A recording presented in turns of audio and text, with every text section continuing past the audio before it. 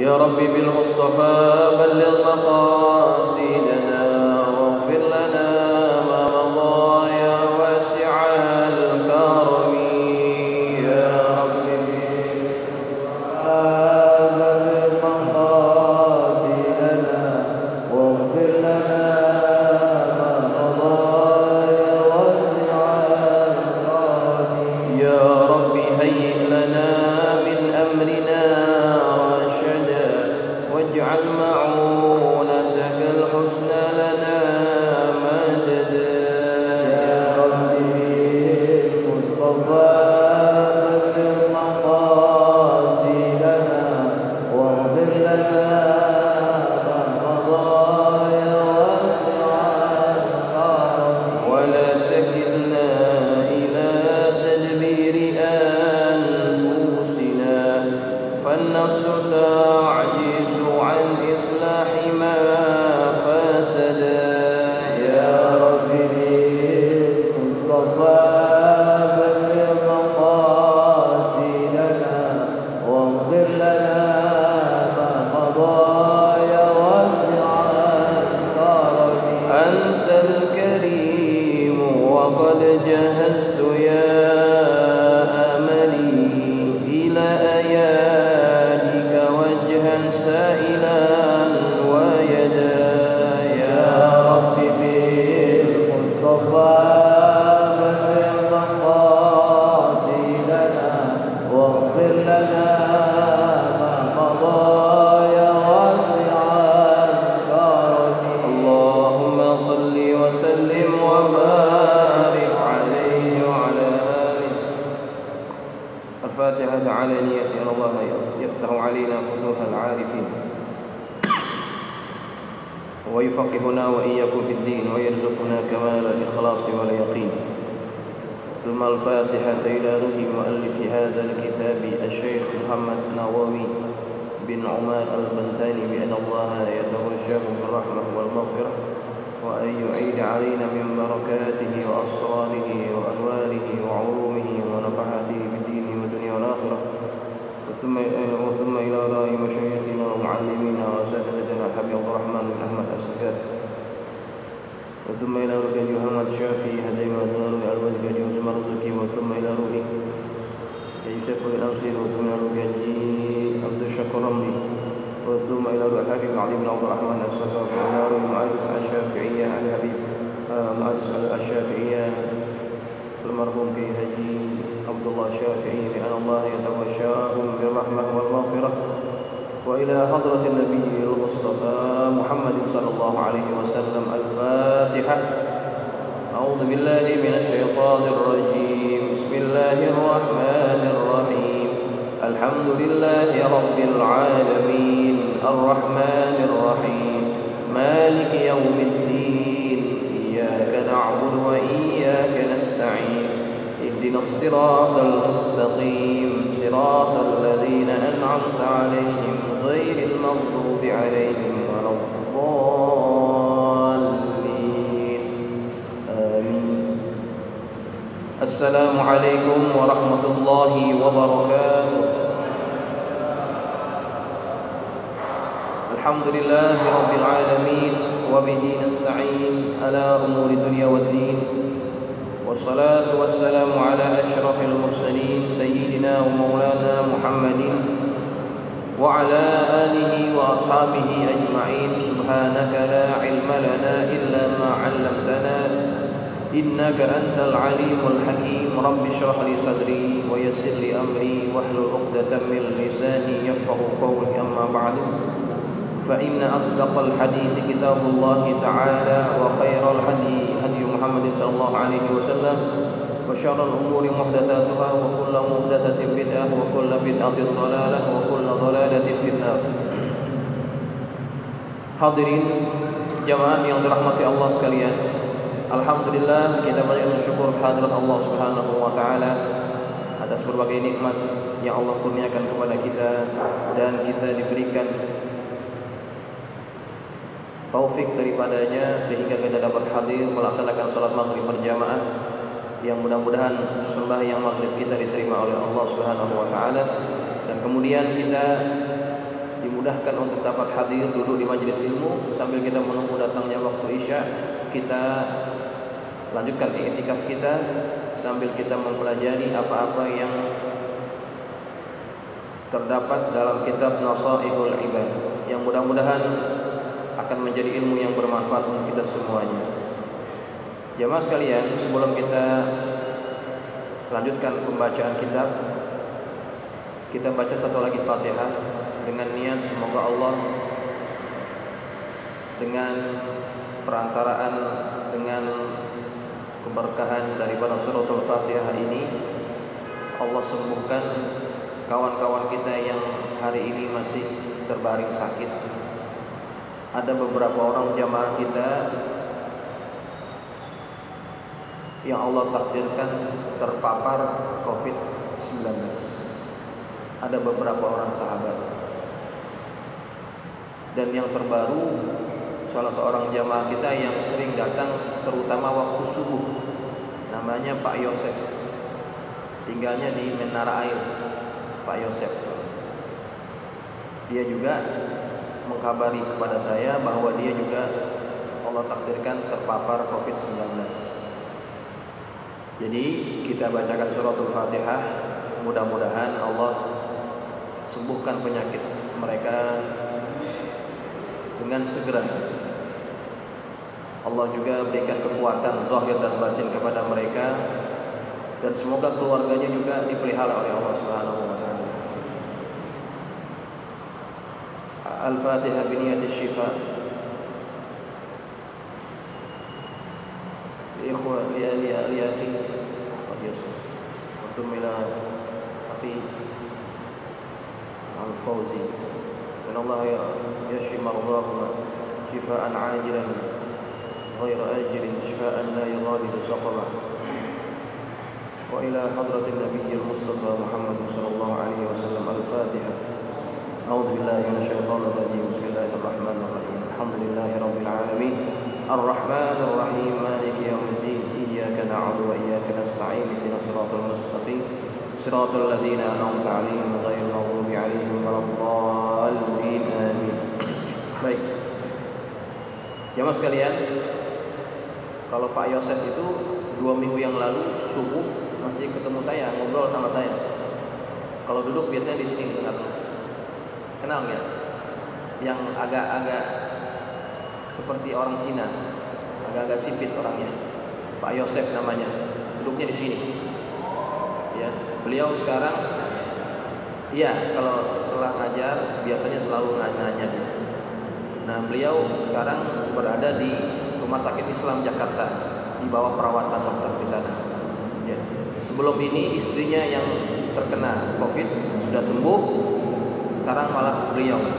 Ya, kita doakan mudah-mudahan Fatihah yang kita tadi bacakan Allah ijabah. Baik jamaah sekalian yang dirahmati Allah, kita teruskan pengajian kita kitab Nasaihul Ibad. Malam ini kita masuk pada maqalah yang ke-21. Bismillahirrahmanirrahim. Qala al-musannif rahimahullahu ta'ala wa nafa'ana bi ulumihi fid dharain amin. Qala radhiyallahu anhu. Wal maqalatul hadiyatu wal 20. Maqalah yang ke-21. An Abi Hurairah radhiyallahu anhu 'anil Nabi sallallahu alaihi wasallam. Dari Abu Hurairah radhiyallahu anhu, dari Nabi Muhammad sallallahu alaihi wasallam, as-salatu imaduddin. Salat itu adalah tiang agama. Ai qiwamuddin kama annal umuda qiwamul baiti. Salat itu laksana tiang agama, seperti mana tiang juga menjadi penyangga bagi satu rumah. Wa fiha, dan pada salat itu, asyru khisalin, ada 10 perkara. Yang pertama, zainul wajhi. Salat itu adalah penghias wajah. Orang kalau senantiasa melaksanakan salat, wajahnya akan senantiasa kelihatan enak dipandang. Walaupun dari segi fisik barangkali tidak ganteng, tidak cantik, tetapi apabila dia senantiasa mendirikan sholat, ada hiasan yang tidak kelihatan yang membuat wajah itu menjadi enak dilihat, teduh dipandang. Ini tidak diberikan kepada orang yang meninggalkan sholat. Ada orang kulitnya hitam, minta maaf. Orang kulitnya hitam, tetapi kalau dilihat sangat enak dilihat, teduh kita memandangnya. Nah, orang-orang yang seperti ini dia mendapatkan namanya zainul wajhi, ya, wajah yang dihias, terhias, ya. Ada perhiasan di wajahnya, yaitu apa?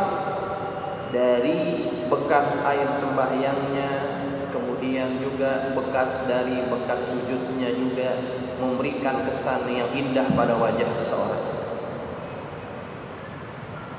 Ada seorang yang bernama Luqman Al-Hakim, ya, Luqman Al-Hakim ini digambarkan oleh para ahli tafsir. Orangnya ini kulitnya hitam, bibirnya tebal, rambutnya keriting. Kalau dari segi fisik mungkin tidak menarik, ya, tidak ganteng. Tetapi Luqman disukai oleh orang-orang di sekitarnya.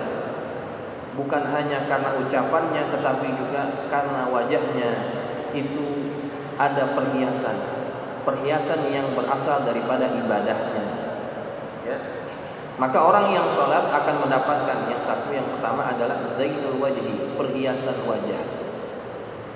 Tidak perlu perempuan membeli make up yang mahal-mahal. Kalau dia senantiasa menjaga sholatnya, menjaga wudunya, kelihatan enak dilihat, gitu ya. Malahan kalau kita lihat perempuan yang tebal bedaknya, kita melihatnya seolah-olah cepat bosan, ya. Karena apa? Perhiasan itu bukan perhiasan yang natural. Tetapi kalau dia mendapatkan perhiasan daripada bekas sholatnya itu akan menjadi keindahan yang bertahan lama, ya. Kemudian yang kedua, wa nurul qalbi, cahaya bagi hati. Orang yang sholat hatinya akan bercahaya. Ruwiya annahu sallallahu alaihi wasallam, diriwayatkan bahwasanya Nabi kita Muhammad sallallahu alaihi wasallam bersabda, salatul rajuli nurun fi qalbihi, salat seseorang itu adalah cahaya bagi hatinya. Faman syaa minkum falyunawwir qalbahu, maka barang siapa yang berkeinginan di antara kalian, maka hendaklah dia menyinari hatinya. Menyinari dengan apa? Menyinari dengan sholat. Orang kalau sholat hatinya akan bersinar. Kalau hatinya bersinar, maka apa yang terjadi? Orang ini akan senantiasa mudah mendapatkan kebaikan. Orang yang kalau tinggalkan sholat, maka hatinya itu akan menjadi gelap. Ketika hati seseorang gelap, susah untuk diberikan nasihat, ya. Kemudian kalau hati itu terang, hati seseorang terang, hati itu akan mudah membimbing dia, membedakan mana yang baik, mana yang tidak baik. Itu buah kalau hati kita adalah hati yang bercahaya. Itu buah yang kedua. Kalau orang mendirikan sholat, akan ada cahaya pada hatinya. Kemudian yang ketiga, warahatul badan. Salat itu adalah kerehatan bagi badan kita. Badan ini seperti mesin. Ada waktunya dia perlu istirahat. Dan Nabi kita Muhammad sallallahu alaihi wasallam melalui hadis ini beliau menyatakan bahwa istirahat bagi badan itu ada pada sholat. Bagaimana kita memikirkan hal ini? Orang kalau istirahat biasanya ngapain? Biasanya tidur. Tetapi kata Nabi, sholat itu dapat menjadi kerehatan bagi badan. Badan yang penat, badan yang letih itu dapat direhatkan dengan sholat. Tentunya bagi orang-orang yang sudah mencapai tingkatan-tingkatan tertentu, maka dia akan merasakan sholat itu sebagai tempat kerehatan baginya. Nabi kita Muhammad SAW apabila masuk waktu sholat, beliau akan panggil Bilal. Tapi dia memanggil Bilal bukan wahai Bilal azan, bukan begitu. Apa yang Nabi katakan kepada Bilal? Arihna ya Bilal, rehatkan kami wahai Bilal, istirahatkan kami wahai Bilal. Arihna ya Bilal bis shalah, rehatkan kami wahai Bilal dengan sholat. Nabi mendapatkan kerehatan bagi badannya pada waktu beliau sholat. Maka berbeda dengan kita. Kalau kita biasanya apa? Kalau kita menganggap sholat itu sebagai beban. Maka ketika kita sholat, kita ingin cepat-cepat selesai daripada sholat. Kalau itu yang kita rasakan, kita belum akan mendapatkan kerehatan waktu dalam ketika sholat. Begitu. Kita menganggap sholat sebagai beban. Jadi ketika kita sholat bukan menjadi tempat kerehatan bagi kita. Coba. Ada seorang ulama di India. Ulama ini adalah ulama yang aktif dalam tabligh, jamaah tabligh. Tabligh ini kan asalnya dari sana ya, dari India. Mereka akan pergi bermusafir dari satu tempat ke tempat yang lain, bawa barang, bawa perbekalan, jalannya jalan kaki, capek. Nah, ada seorang amirnya ini, pimpinannya, ketika mereka sudah penat berjalan kaki, ketika sampai di tempat tujuan, dia malah memilih untuk sholat. Yang lain milih apa? Yang lain milih untuk istirahat tidur. Yang lain bingung. Ya Maulana, jadi orang tabligh biasanya itu manggil gurunya itu Maulana ya. Ya Maulana, kenapa engkau itu sholat sedangkan yang lain itu perlu istirahat? Kan kita sudah pernah berjalan kaki. Kenapa engkau malah memilih untuk sholat? Kata dia apa? Aku mendapatkan kerehatan ketika waktu aku sholat. Nah ini, dia sudah mendapatkan apa yang Nabi katakan. Ketika orang sholat, ada satu benda, yaitu dia akan mendapatkan kerehatan bagi badannya. Kadang-kadang kita pun dapat merasakan itu ya. Kalau kita punya pikiran lagi nggak enak, lagi banyak pikiran, pusing kepala kita, coba ada sholat. Ketika kita sholat, akan ada perbedaan antara sebelum sholat dengan setelah sholat. Ada seperti semacam ketenangan yang kita dapat, betul tidak? Kalau pernah begitu, berarti kita dapatkan bagian daripada sholat itu, yaitu rohatul badani, kerehatan bagi badan kita. Nah, itu yang kita mesti cari. Bagaimana kita ingin mendapatkan sholat yang seperti ini? Nah, itu dapat dipengaruhi bagaimana respon kita terhadap panggilan sholat. Kalau kita ketika dipanggil oleh Allah Subhanahu wa Ta'ala, kemudian kita tidak lekas datang sholat, berarti kita termasuk orang yang akan susah mendapatkan kerehatan daripada sholat kita. Karena kita menganggap sholat itu sebagai beban, tidak segera datang. dan kita tidak menjadikan sholat sebagai satu keperluan bagi kita, maka kita tidak akan dapat rahatul badan. Tapi kalau ketika kita mendengar suara azan, segera kita datang, lekas kita sholat, maka itu akan mempengaruhi ini. Respon hati kita terhadap sholat itu juga akan mempengaruhi efek sholat kepada diri kita. Kita akan mendapatkan kerehatan daripada sholat kita. Ya, baik. Jamaah sekalian yang dirahmati Allah. Wa ruwiya annahu sallallahu alaihi wasallam, diriwayatkan bahwasanya Nabi Muhammad sallallahu alaihi wasallam bersabda, "Qum fasalli," bangun dan salatlah. Fa innas salata syifaa'un, karena sesungguhnya salat itu adalah obat. Kata siapa? Kata Rasulullah sallallahu alaihi wasallam. Salat itu adalah obat. Kalau kita banyak penyakit apa saja, penyakit zahir ataupun batin, salat, maka dia akan menjadi obat bagi kita. Wa ruwiya anna Rasulullah sallallahu alaihi wasallam qala, diriwayatkan bahwasanya Rasulullah sallallahu alaihi wasallam bersabda, "Innallaha idza anzala 'ahatan minas sama'i 'ala ahli al-ardi sarafaha 'an ummaril masjid." Rawahul Askari. Nabi kita Muhammad SAW bersabda, sesungguhnya Allah Subhanahu wa taala apabila menurunkan penyakit dari langit kepada penghuni bumi, sarafaha an ummaril masjid, Allah akan menghindarkan penyakit itu daripada orang yang senantiasa memakmurkan dirinya pada masjid. Ya. Nah, ini saya ingin komentari hadis ini. Ya.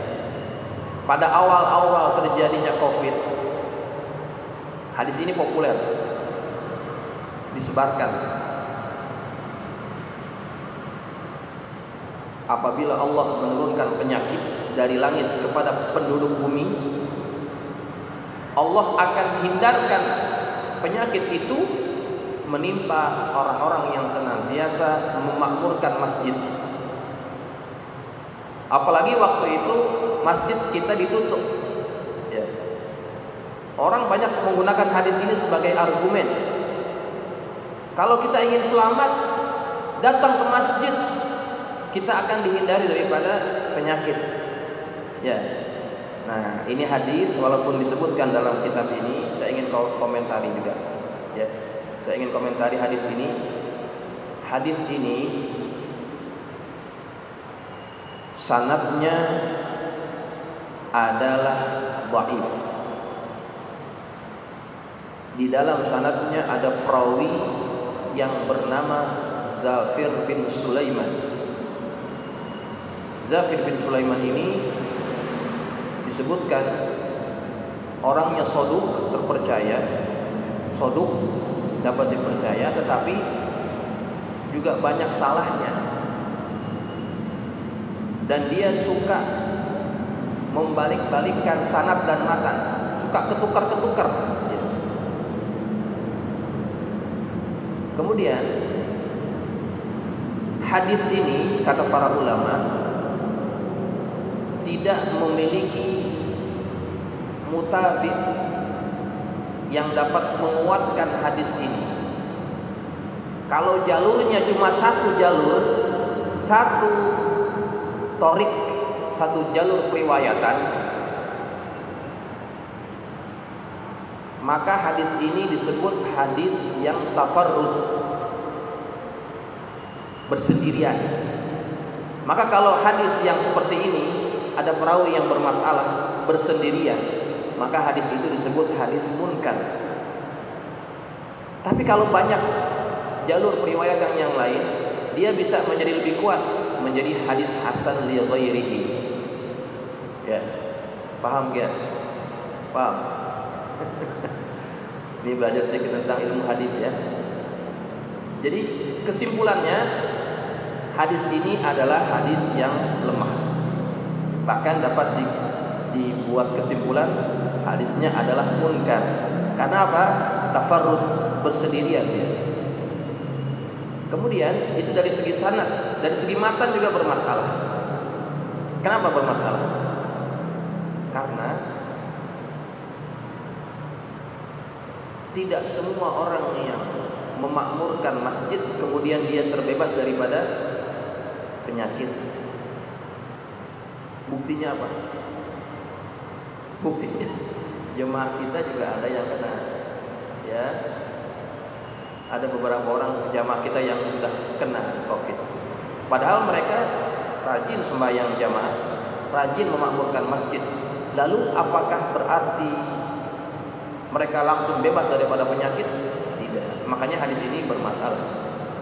Tidak dapat kita terima begitu saja. Ya. Gitu ya. Namanya penyakit, tidak ada orang yang dapat dipastikan terbebas, tidak ada. Bahkan para sahabat Nabi ketika terjadi ta'un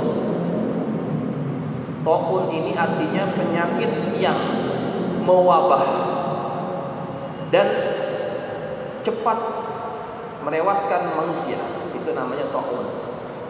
Ada bentuknya penyakit perut, ya, dan sebagainya. Jadi itu maksudnya daripada ta'un. Nah, COVID ini bisa tidak kita kategorikan sebagai ta'un? Saya, karena dia mewabah dan dia dikatakan oleh WHO sebagai pandemi, karena sudah seluruh dunia terjangkiti dan juga dapat menewaskan orang. Apalagi kalau dia punya penyakit bawaan, ya, peluang untuk dapat ditewaskan melalui ini, ya, sebetulnya yang menewaskan dia adalah ajal, tapi sebabnya, gitu ya, adalah penyakit ini. Itu agak lebih tinggi kalau dia punya penyakit bawaan. Nah, jadi ketika terjadi ta'un pada zaman sahabat Nabi, banyak juga sahabat-sahabat yang mereka sudah dijamin masuk ke dalam surga, tetapi mereka juga wafat dengan sebab ta'un. Siapa di antaranya? Abu Ubaidah bin Jarrah, itu wafat karena ta'un. Mu'adz bin Jabal juga wafatnya karena ta'un. Jadi hadis ini tidak dapat kita terima begitu saja, ya. Tetap kita sebagai manusia harus mengedepankan ikhtiar. Ikhtiar itu wajib. Sayyidina Umar juga ikhtiar ketika dikatakan dia akan pergi ke Syam. Kata sahabat bahwa di Syam sedang terjadi ta'un. Kemudian Umar akhirnya memutuskan batal datang ke Syam karena di sana sedang terjadi ta'un. Nah, kemudian dikatakan oleh para sahabat, "Kenapa engkau tidak jadi ke Syam? Apakah engkau menghindari takdir?" Kata Umar apa? "Aku berpindah dari satu takdir kepada takdir yang lain." Ikhtiar itu dilakukan oleh Umar. Nah, kita juga sebagai seorang manusia yang berpandu kepada hadis, yang juga berpandu kepada para sahabat Nabi, kita juga wajib mengedepankan yang namanya ikhtiar. Itu wajib, ya. Maka jangan sampai ada orang yang berkata lagi. Waktu awal-awal dulu sering terjadi, ya, omongan-omongan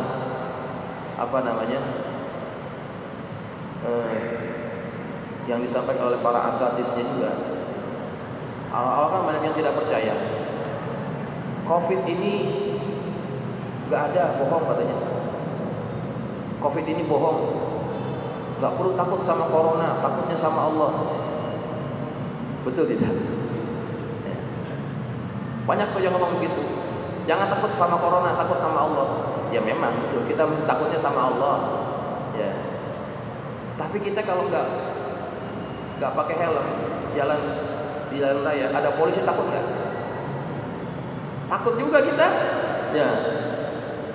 Katanya jangan takut sama siapa-siapa, takutnya sama Allah. Tapi kalau ke jalanan nggak pakai helm, ada polisi, kita muter lagi. Coba, Ya, nggak konsisten kita punya ngomongan, ya kan? Jadi tetap takutnya kepada Allah, tapi kepada makhluk juga. Kita sebagai manusia punya perasaan yang manusiawi. Kita juga punya perasaan takut. Nabi Musa saja disuruh datang berjumpa dengan Fir'aun, dia juga ada perasaan gentar, takut juga. Ya, itu manusiawi, maka tidak salah. Tetapi kita harus juga mengedepankan bahwa corona itu, COVID itu adalah makhluk daripada Allah. Tidak ada orang yang terjangkit melainkan Allah sudah takdirkan dia kena. Walaupun sudah hebat bagaimanapun pakai masker 7 lapis, masker 7 lapis, coba. Tapi kalau Allah takdirkan kena juga. Banyak kawan-kawan saya yang dia terlalu protektif, malah dia yang kena. Bukan berarti salah, ya. Artinya kalau Allah sudah takdirkan kena, maka akan kena juga. Karena corona itu makhluk daripada Allah. Cuma ikhtiar wajib dilakukan. Ya. Nah, itu kenapa saya perlu jelaskan hadis ini agar kita jangan salah paham terhadap hadis. Ya. Dulu juga pernah ada satu video viral, ya. Seorang ustaz. Ustaz ini alim, sebetulnya alim. Saya kenal juga bukan secara personal, ya. Kenal beliau itu orang alim, keturunan orang alim. Mungkin karena apa ya? Karena perasaan excited dia. Apa tuh excited ya? Semangat, ya. Semangat karena mendapatkan satu hadis yang itu bisa dikatakan sebagai kabar gembira, kemudian dia sebarkan kepada orang lain. Nah, tetapi pemahaman terhadap hadis itu agak kurang tepat. Mungkin dulu bapak-bapak pernah melihat videonya, ya. Bunyinya begini, dia sampaikan dalam video tersebut, beliau sampaikan dalam video tersebut, rahimahullah ta'ala, beliau sudah meninggal. Alim, masya Allah, ilmunya hebat. Tetapi ketika memahami hadis itu agak kurang tepat bagi saya, ya, yang mempelajari tentang itu. Bunyi hadisnya begini: idza tala'an najmu dza sabahin rufi'atil ahah. Apabila terbit bintang. Bintang di sini disebut oleh para ulama adalah bintang Suraya. Bintang Suraya. Bintang Suraya itu kalau orang Jepang bilang Subaru.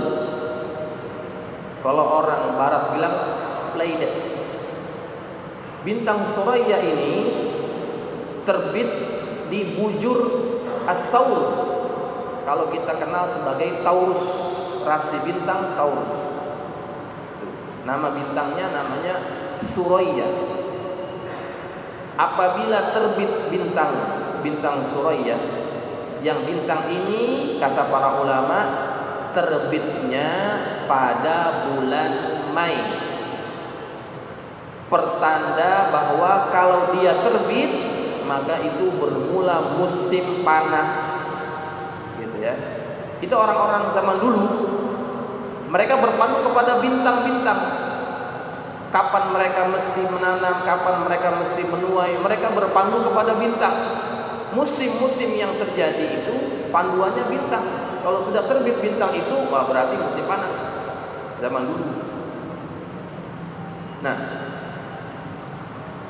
dalam hadis itu dikatakan apabila terbit bintang, yakni bintang Suraya, rufi'atil ahad, maka akan terangkatlah penyakit. Terangkat penyakit. Nah, difahami hadis ini oleh beliau dan juga banyak juga ulama yang memahaminya, bahwa yang diangkat oleh Allah itu semua penyakit. Ahah itu difahami sebagai penyakit, semua penyakit. Termasuk di dalamnya apa? Corona. Corona kan penyakit. Diangkat juga. Maka ada satu harapan. Ketika baca hadis itu katanya, insya Allah corona akan selesai pada bulan Mei. Corona akan selesai pada bulan Mei. Nah, Hadis ini harus dipahami dengan betul. Konteks hadis itu bicaranya bukan penyakit pada keseluruhan, tapi al-ahah di situ merujuk kepada penyakit yang ada pada tanaman. Nabi didatangi oleh sahabat yang mengeluhkan dia jual barang, jual buah-buahan, ya, tapi barangnya, buahnya tidak bagus, penyakitan.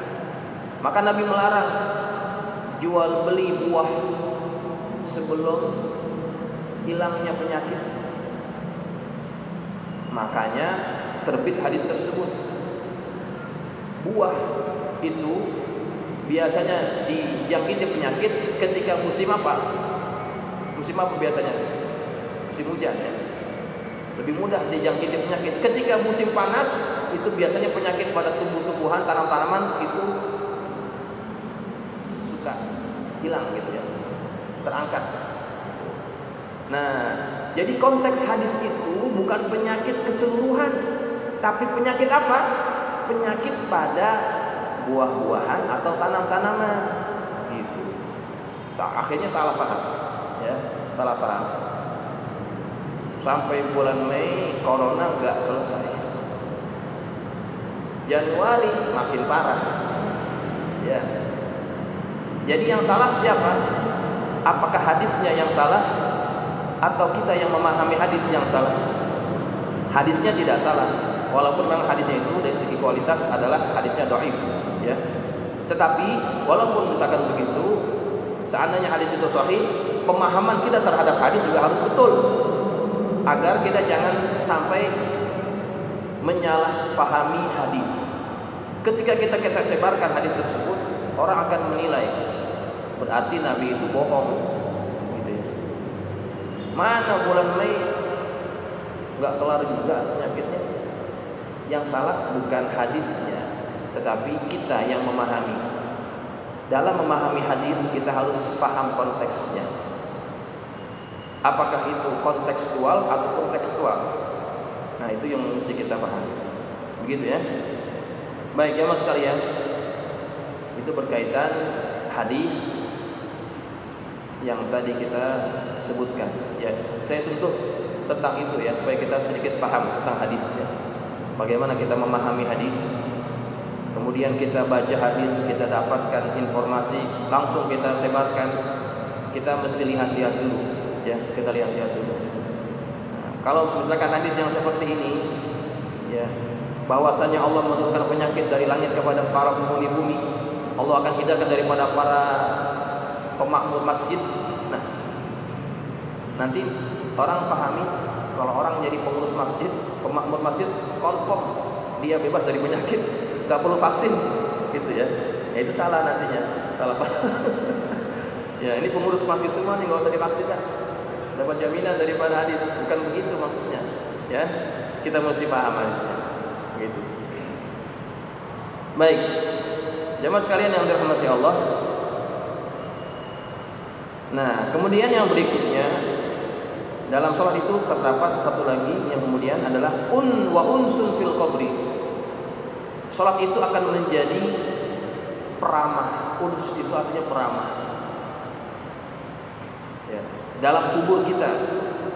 Jadi malaikat yang akan menghadapi kita dengan perasaan ramah, enggak marah-marah. Ya. Itu buah dari apa? Buah dari orang yang senantiasa menjaga sholat. Tapi kalau orang yang ninggalin sholat demi kerjaan, demi usaha, demi bisnisnya, maka kalau orang ini mati masuk dalam kuburan, malaikat akan menghadapi dia dengan bengis, bukan dengan perasaan ramah. Na'udzubillahi min dzalik. Maka kita ini yang masih diberikan umur oleh Allah Subhanahu wa taala, di sisa-sisa usia kita jangan tinggalkan sholat. Masalakakum fi saqar. Dalam Quran Allah sebutkan begitu. Apa yang menyebabkan kalian masuk ke dalam neraka saqar? Qalu lam nakum minal musallin. Kami tidak mengerjakan sholat. Allah akan berikan siksaan yang pedih, yaitu masuk dalam neraka saqar. Ya. Kalau dulu kita pernah ninggalin sholat, sekarang kita baru sadar, maka jangan lagi kesalahan yang dulu kita ulang. Dan kalau kita pernah tinggalkan sholat, dalam mazhab Syafi'i adalah wajib untuk dia mengqadhanya. Lalu apakah dosa-dosanya diampuni oleh Allah? Itu terpulang kepada Allah. Yang penting kita punya kewajiban qadha. Itu bentuk pertaubatan kita, bahwa kita menyesal pernah meninggalkan sholat. Masalah nanti diampunkan ataupun tidak, itu terpulang kepada Allah Subhanahu wa taala. Bukan hak kita pasti diampuni, bukan, kita bukan Tuhan. Gitu. Alangkah sangat besarnya orang meninggalkan satu dosa, yaitu dosa sholat. Sangat besar. Dia ganti dengan sembahyang qadha pun belum tentu juga. Tapi kalau kita bertaubat dengan sungguh-sungguh, Allah Maha Pemurah, Allah Maha Pengampun. Allah akan melihat kita dengan perasaan kasih dan sayangnya, maka bisa berkemungkinan Allah akan mengampunkan kita juga, ya. Tetapi jangan kita tinggalkan lagi sholat kalau kita pernah dulu meninggalkan sholat, ya. Hanya karena bisnis, hanya karena usaha, takut kehilangan pelanggan, kita tinggalkan sholat. Na'udzubillah wal iyadzubillah. Keuntungan yang sedikit tidak sebanding dengan dosa meninggalkan sholat, ya. Baik, seterusnya, wa manzilur rahmah. Sholat juga akan menjadi tempatnya rahmah, tempat turunnya rahmah. Wa miftahus sama', dan kunci langit. Ruwiya annahu sallallahu alaihi wasallam qala, diriwayatkan bahwasanya Nabi Muhammad sallallahu alaihi wasallam bersabda, as-salatu qurbanu kulli taqiyyin. Salat itu adalah pendekatan kurban, pendekatan orang yang bertakwa. Kalau orang ingin dekat kepada Tuhan, maka jalan yang paling cepat menyampaikan dia kepada posisi itu adalah melalui sholat. Dan sholat adalah satu-satunya ibadah yang Allah berikan langsung kepada Nabi kita Muhammad SAW, bukan melalui perantaraan malaikat Jibril. Ini menandakan bahwa sholat itu sangat berharga dan bernilai di mata Allah, sehingga Allah memberikannya langsung kepada Nabi kita Muhammad SAW. Kalau kita ingin memberikan hadiah yang istimewa, kita juga akan memberikannya secara langsung, bukan melalui orang lain. Itu perumpamaan betapa nilai salat itu begitu tinggi di mata Allah Subhanahu wa taala. Dan setiap nabi itu diwajibkan untuk salat, walaupun waktunya mungkin berbeda-beda. Umat Nabi terdahulu sholatnya 2 waktu, pagi dan petang. Umat Nabi Muhammad 5 kali sehari, ya, pagi, siang, sore, malam, gitu ya, 5 kali sehari. Nah, baik jemaah sekalian yang dirahmati Allah,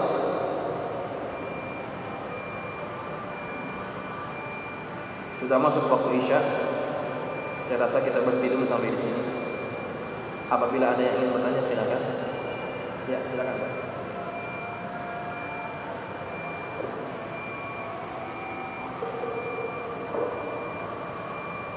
Assalamualaikum warahmatullahi wabarakatuh.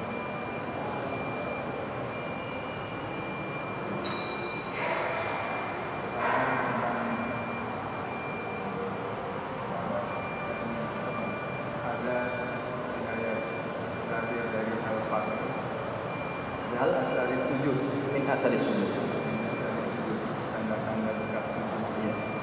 Jadi orang memakna itu bahwa kalau ada bekas di sini ada, berarti dia salat khusyuk atau apa. Ya. Nah, sejauh mana itu pemahaman yang benar atau dari wajah yang di sini? Kemudian yang kedua, tentang hadis tadi, mungkin pemaknaannya itu ini, saya dikatakan orang yang memakmurkan masjid itu bisa kena juga. Kenapa? Secara logika ini nalar saya ya, nalar dan Islam itu kan harus punya nalar tinggi. Karena apa? Setiap orang yang ke masjid kan beda niat. Niat orang kan beda-beda. Ada yang mau itulah yang namanya itu masuk di kriya wujud Jumat dan sebagainya kan. Nah, kalau sudah demikian itu kita nggak paham dan hanya Allah yang tahu. Nah, sejauh mana dalam Al-Quran juga disebutkan bahwa salat itu yang paling penting adalah khusyuk, kan, al-ma'un kan. Nah, kalau nggak khusyuk berarti sia-sia.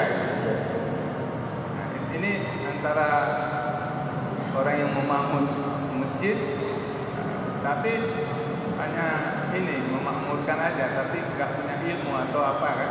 Nah, ini di situ mungkin konteks hadis itu. Konteks hadis. Jadi dalam memaknai hadis memang benar harus punya konteks. Apalagi yang terakhir hadis terakhir itu kita seolah-olah dituntut orang Islam itu punya wawasan yang luas. Setahu saya ulama-ulama dulu itu yang dikatakan ulama itu wawasannya sangat luas. Iya. Sedangkan ulama sekarang wawasannya malah mengecil.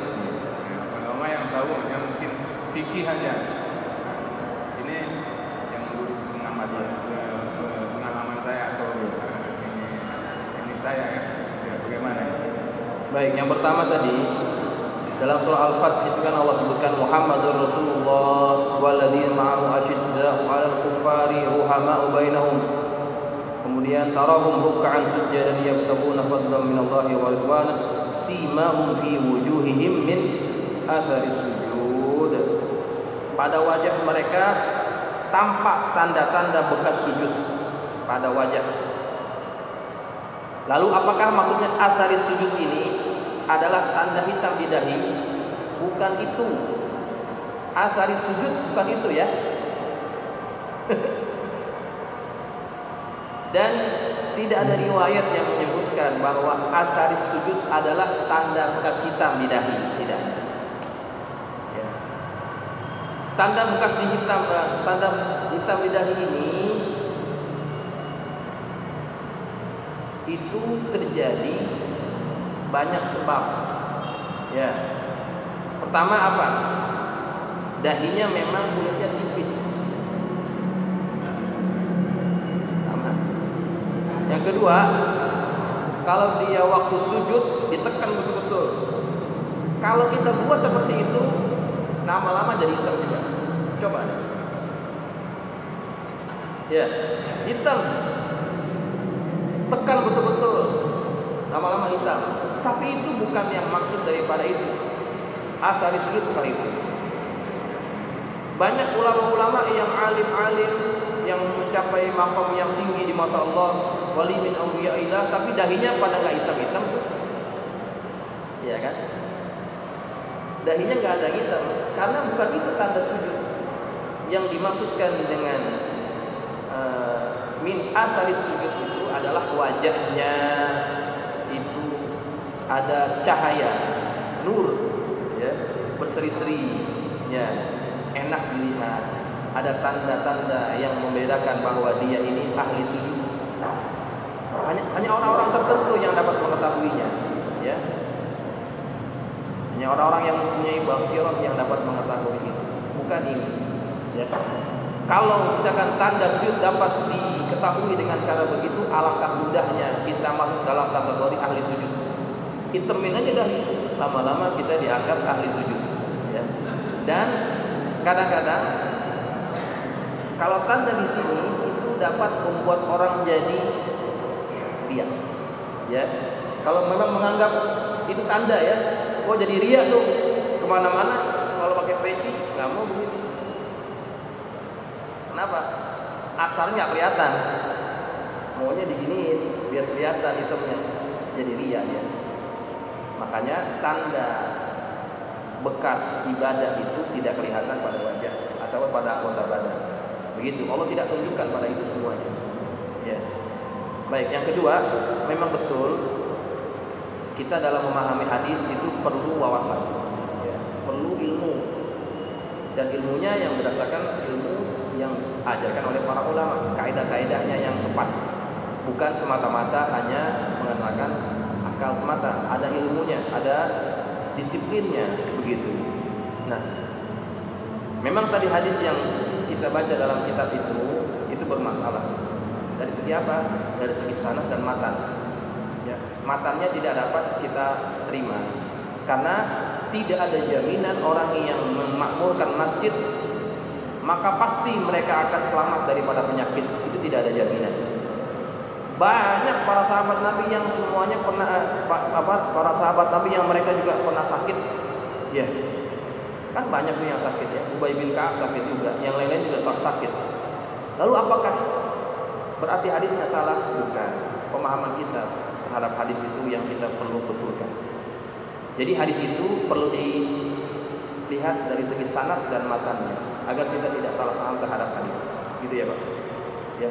Dan juga kita perlu nalar, perlu menggunakan logika dalam memahami nas-nas agama. Kalau misalkan kita hanya berpandu kepada teks, nanti kita akan dikenal sebagai tekstualis atau disebut juga literalis. Jadi kita kaku nanti, ya. Ketemu hadis yang berbunyi man jarra thawbahu, ya, ma asfala minal ka'baini finnar, barang siapa yang kainnya di bawah mata kaki maka masuk neraka. Nanti orang kalau paham hadis melalui teks saja, tekstualis saja, oh kalau kainnya di bawah mata kaki masuk neraka. Oh, gitu namanya orang salah paham. Konteksnya hadis itu adalah memanjangkan kain dengan perasaan sombong, begitu ya. Ada kan di kalangan kita yang mereka benci dengan orang-orang yang memanjangkan celananya. Isbaldo, neraka begitu. Itu namanya tekstualis, literalis. Baca hadisnya begitu ya begitu, nggak paham konteksnya apa, gitu ya. Kita mesti cerdas, kita mesti paham bagaimana memahami hadis. Ya, jadi saya rasa sampai di sini dulu kuliah kita. Mudah-mudahan bermanfaat. Al-Fatihah.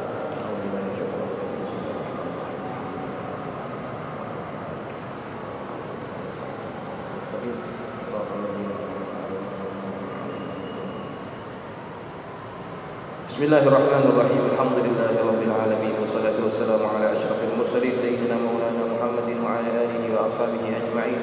Allahumma anfa'na bima 'allamtana wa 'allimna ma yanfa'una. Allahumma zidna wa la tanqusna wa akrimna wa la tuhinna wa'tina wa la tahrimna wa athirna wa la tu'thir 'alaina wa ardina warḍ 'anna. Allahumma inna nas'aluka bi haqqi Fatimah wa abiha wa ba'liha wa ni'ta 'alaina wa 'ala auladina wa talamidina fadhuha al-'alif faqina wa iyyakum bidin wa kamal al-ikhlas wal yaqin. Allahumma arzuqna fahman nabiyyin wa hifdzal mursalin wa ilhaman malaikatil mukarramin bi rahmatika ya arhamar rahimin. Allahumma ij'alna minal ladzina yastami'una al-qawla fayattabi'una ahsana. Sallallahu ala sayyidina Muhammad wa ala alihi wasallam. Alhamdulillahirabbil alamin. Assalamualaikum warahmatullahi wabarakatuh.